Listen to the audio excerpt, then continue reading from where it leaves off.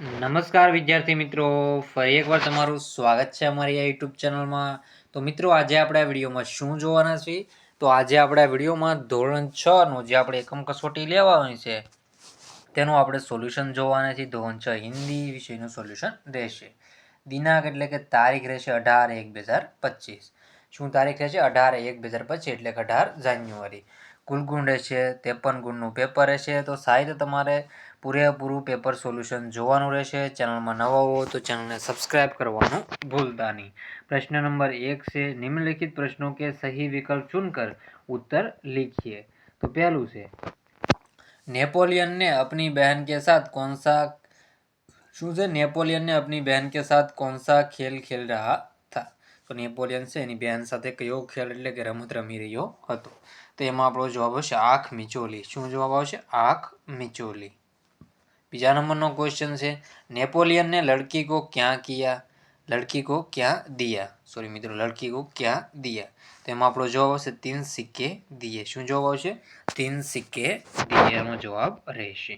પછી છે, निम्नलिखित रिक्त स्थानों की प्राप्ति कीजिए. ત્રીજા નંબરનું છે, लड़की खाली जगह बेचने के लिए जा रही थी. તેનો ઉત્તર રહેશે લડકી અમૃદ બેચને કે लिए जा रही थी એટલે કે જમરૂખ વેચવા જઈ રહી હતી. લડકી છે अमरूद बेचने के लिए जा रही थी. चौथा नंबर છે, बचपन से ही उसे खुद पर खाली जगह विश्वास था. तो बचपन से ही उसे खुद पर दृढ़ विश्वास था. 5वां नंबर से, वहाँ खाली जगह नाम के गांव में सभा का आयोजन किया गया था. तो वहाँ बड़गरा नाम के गांव में सभा का आयोजन किया गया था. तो આવી રીતે તમારા સાહિત્ય ક્વેશ્ચનના આન્સર વાંચી લેવાના રહેશે. આગળનો ક્વેશ્ચન છે, નિમ્નલિખિત પ્રશ્નों के उत्तर एक एक वाक्यों में लिखिए. तो छठा नंबरનું છે, नेपोलियन लड़की को अपने घर क्यों ले गया? तो એમાં જવાબ આવશે उत्तर, लड़की के अमरूद खराब हो जाने से उसे नुकसान हुआ था. नेपोलियन माँ से पैसे दिलाकर उसका नुकसान पूरा करवाना चाहता था, इसलिए वह लड़की को अपने घर पे ले गया. 7वां नंबरનો क्वेश्चन છે, अमरूदों के खराब हो जाने का क्या कारण था? तो अमरूद कीचड़ में गिर जाने के कारण खराब हो गए थे. 8वां नंबरનો क्वेश्चन છે, कौमुदी ने गांधी जी को भेंट में क्या क्या दिया? तो कौमुदी ने गांधी जी को भेंट में अपने हाथों की सोने की चूड़िया, गले का स्वर्ण हार और कानों के रत्न जड़ित बूंदे दिए थे. तो આવી રીતે તમારે એક એક વાક્યના જવાબ ઠીક કરી લેવા. પછી से निम्नलिखित प्रश्नों के उत्तर लिखिए. तुम अपने देश की सेवा कैसे करोगे? તો આપણે તમારો જવાબ જાતે જ દેવાનો છે. દેશની સેવા તમે કેવી રીતે કરો છો એનો જવાબ તમારે જાતે ઠીક કરવાનો રહેશે. પછી 10મા નંબરનું, आप नेपोलियन की जगह होते तो क्या करता? તેનો उत्तर છે, नेपोलियन का धक्का लगने से अमरूद बेचने जाने वाली लड़की के अमरूद कीचड़ में गिरकर खराब हो गए. अब वह उन्हें बेच नहीं सकती. उसे डर था कि अब वह अपनी माँ को क्या जवाब देगी. नेपोलियन को लगा कि उसके कारण एक गरीब लड़की की हानि हुई है. उस हानि को पूरा करने उसने अपना फर्ज समझा. उसने अपनी माँ को सच सच हकीकत बता दी और उसे लड़की को माँ से पूरे पैसे दिलवाए. अगर नेपोलियन की जगह मैं होता तो मैं भी उसकी तरह इस गरीब लड़की का नुकसान न होने देता. गांधी जी और नेपोलियन के बारे में परिचय प्राप्त कीजिए. जवाब है गांधी जी. महात्मा गांधी का नाम केवल भारत में ही नहीं सारे संसार में प्रसिद्ध है. उनका नाम मोहनदास करमचंद गांधी था. उनकी माता का नाम पुतलीबाई था. उनका जन्म गुजरात के पोरबंदर शहर में 2 अक्टूबर 1869 को हुआ था. उनकी प्रारंभिक शिक्षा राजकोट में हुई थी. फिर वे इंग्लैंड जाकर बैरिस्टर बने. गांधी जी ने भारत में अंग्रेज सरकार के अत्याचारों के विरुद्ध सत्याग्रह का आंदोलन चलाया.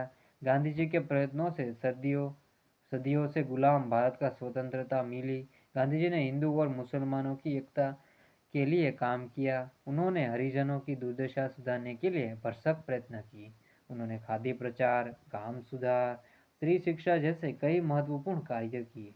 उन्होंने जीवन भर हमारे देश की सेवा की, इसलिए हमारे देश के राष्ट्रपिता कहलाए.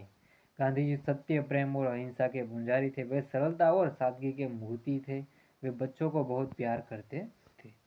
तो बड़ी माहिती તમારે વાંચી લેવાની છે નેપોલિયન બોનાપાર્ટ વિશેની, પણ તમે વાંચી શકો છો, સાહિત્ય જોઈ લેવું. तो नेपोलियन बोनापार्ट फ्रांस का शासक था. उसका जन्म 15 अगस्त 1769 में हुआ था। पहले वह सेनापति था, परंतु क्रांति के बाद वह सम्राट बन गया। उससे फ्रांस के आसपास के कई देश जीत लिए।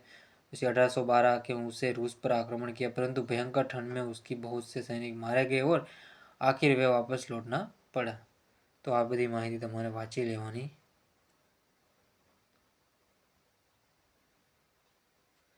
तो समाज साहित्यના ક્વેશ્ચનના આન્સર વાંચી લેજો। પછી આપણે આગળના ક્વેશ્ચન જોઈ લઈએ। હવે निम्नलिखित प्रश्नों के सही विकल्प चुनकर उत्तर लिखिए। काव्य में ईश्वर को किस रूप में संबोधित किया गया है? तो दाता के रूप में संबोधित किया गया है। 13वां नंबर से कवि किसकी रोशनी मांगता है? तो कवि ज्ञान की रोशनी मांगता है। सही वाक्य सुनकर पूरा वाक्य फिर से लिखिए। भूलकर भी हमसे कोई भूल ना हो जाए। तो जवाब आवश्य सी। भूलकर भी हमसे भूल ना हो जाए। हम सभी को खुशियों के फूल बांटे, इंसानियत के फूल बांटे, ज्ञान के फूल बांटे। तेमा जवाब आवश्य हम सभी को खुशियों के फूल बांटे। निम्नलिखित रिक्त स्थानों की प्राप्ति कीजिए। राधा पढ़ने में तेज है, खाली जगह खेल में नहीं। राधा पढ़ने में तेज है लेकिन खेल में नहीं।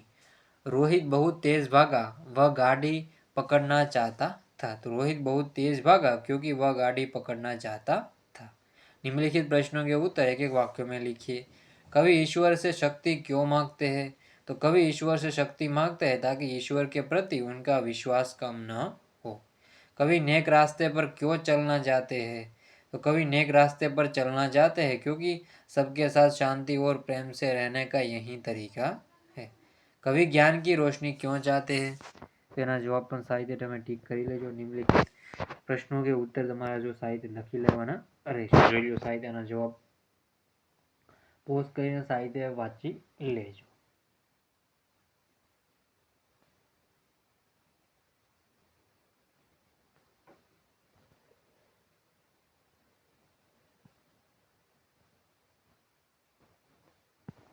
પછી છે પ્રશ્ન નંબર 3। નિમ્નલિખિત શબ્દો કે વિરુદ્ધાર્થી શબ્દ લીખીએ। बुराई, તો બુરાઈનું શું છે? બુરાઈનું થશે ભલાઈ। બુરાઈનું થશે ભલાઈ। ખુશી, તો ખુશીનું થશે દુઃખ। જીવન, તો જીવનનું થશે મૃત્યુ। અજ્ઞાનનું થશે જ્ઞાન। શું અજ્ઞાન છે?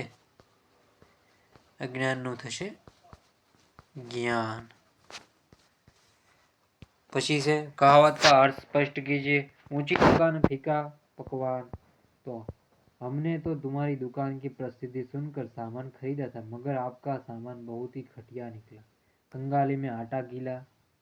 कंगाली में तो गंगू पहले से ही बहुत निधन था। छोटी सी नौकरी में बड़ी मुश्किल से गुजारा कर रहा था, अब तो वही भी छूट गई। આવી રીતે તમારો જવાબ દેવાના રહેશે। સાહિત્ય પોઝ કરીને વાંચી લેજો। પછી પ્રશ્ન નંબર 4 છે, ये પણ તમે જોઈ લો સાહિત્ય। कुमार, तो कुमार घड़े बना रहा है। बागिन, तो बागिन गरज रही है। ग्वाला, ग्वाला दूध ला रहा है। પછી આ સમાનાર્થી શબ્દો છે એ સાહિત્ય તમારે પોઝ કરીને વાંચી લેવું। ચેનલમાં નવા હોય તો ચેનલને સબસ્ક્રાઈબ કરવાનું ભૂલતા નહીં। તો મિત્રો વિડીયોને એન્ડ કરીએ છીએ। જય હિન્દ, જય ભારત।